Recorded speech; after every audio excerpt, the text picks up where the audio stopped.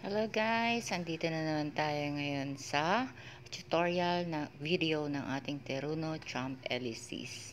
Ito po yung mga yung mga lash items na namin ng Teruno. Alam mo naman, tag-ulan. So, nagkaroon siya ng mga damage. Namukbang siya ng mga uod kasi nga tag-ulan. Alam mo naman, usong-uso ngayon yan.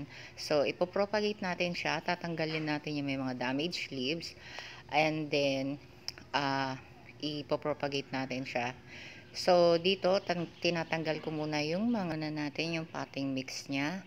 Ayan. Tapos, para madali siyang ihiwa-hiwalay. Madali lang yung procedure na to, guys. Nung una, medyo maselan to, pero nag-acclimate na kasi siya sa Philippines, kaya madali na lang siyang padamihin at palakihin. Ang ganda, promise. Ito yung isa sa pinaka-paborito kong item o variety ng Teruno. Kasi ang dami kong Teruno collections dati, halos naubos na. So, nagkaroon na pagkakataon na dalawa na lang yata ang meron tayo dito, Teruno Champ Elysees at Bumpy. Ayan, unti-unti na natin siyang nahihiwalay. Diba? So, pagkatapos nito, hugasan natin siya. Hugasan natin mabuti yung mga roots. Ayan, nahugasan na natin yan. Para makita natin kung saan tayo magkakat. And then, eto na. Nai-prepare ko na yung potting mix dito. Actually, hindi tayo gumagamit ng lupa dito, guys. Kasi ang madalas na ginagamit ko talaga sa mga plants ko is semi-aroids or coco peat, pamis, CRH or carbonized rice hull, at saka bulok na ipa. Yun lang, yung apat na yun. Ayan, kailangan may naka-ready din kayong blade.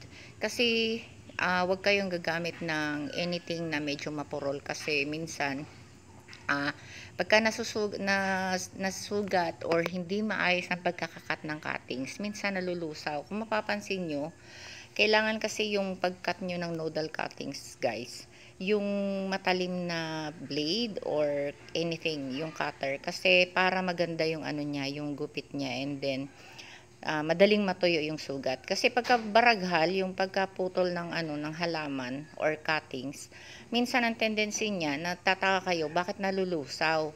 Kasi minsan may mga mapupurol na pruning scissor or mapupurol na gunting.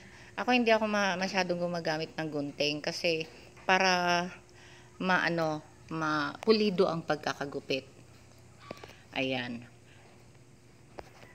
Tapos niyan, nilalagay ko sa kabilang side yung top cut.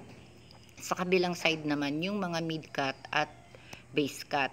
Kasi yun yung may mga damage na dahon. So, binubukod-bukod natin siya.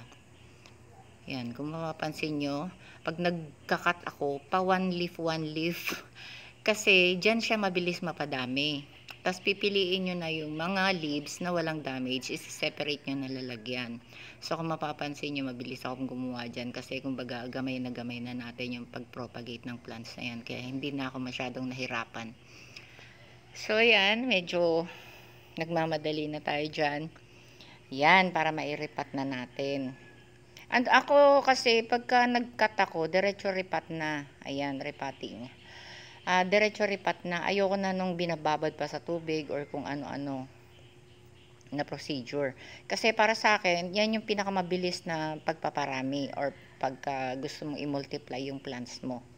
And then, walang kaselan-selan, walang kaarte-arte. Basta lagyan mo lang ng lupa kung sanang maghahanap yung ugat nila kung saan sila mabubuhay. And then, yung mga leaves nila, saka na rin yan sila magpapakita ng ganda kapag medyo stable na yung roots nila. And kamot ako ng kamot dyan kasi feeling ko may mga gumagapang sa akin. Dyan medyo mainit sa part na yan. Tanghalin tapat. Kaya medyo nagmamadali na ako dyan dahil mainit na. Ayan. Tapos yan, yung mga single nodes, single leaf na na tinat ko. 5 or 6 yan. 5 or 6 pieces na kaya kumbaga pagka iyan naging stable na, magiging 5 or 6 plants na siya in one pot. Nung nakaraan, dami namin nabenta nito, mga nakahanging pot. 150 lang, guys. Tas ang ganda-ganda na. ito yung mga natira na apat na pot na yan. Yan yung ano, mga na-damage. Kaya, ayan, para gumanda siya ulit, maibenta siya ulit, ayusin natin, 'di ba? So, for the meantime, after 2 weeks siguro yung mga top cut niyan maibebenta ko na kasi magkakaroon ako ng sale ng August 8, 8-8. So, anything for 88. So, may mga Terona Champ Elysis ako na ilalabas for 88 pesos. Puro top cut na yon, tsaka magaganda na yung dahon. Mga 2 to 3 stems siguro. 2 to 3 stems sa isang pot for 88 pesos. Kaya abangan nyo na lang. So, ito na ang ating finished product. Finish. Ito na yung tapos na trabaho natin. Ayan. O, diba? Ngayon, hintayin natin sila mga after 2 months na gumanda.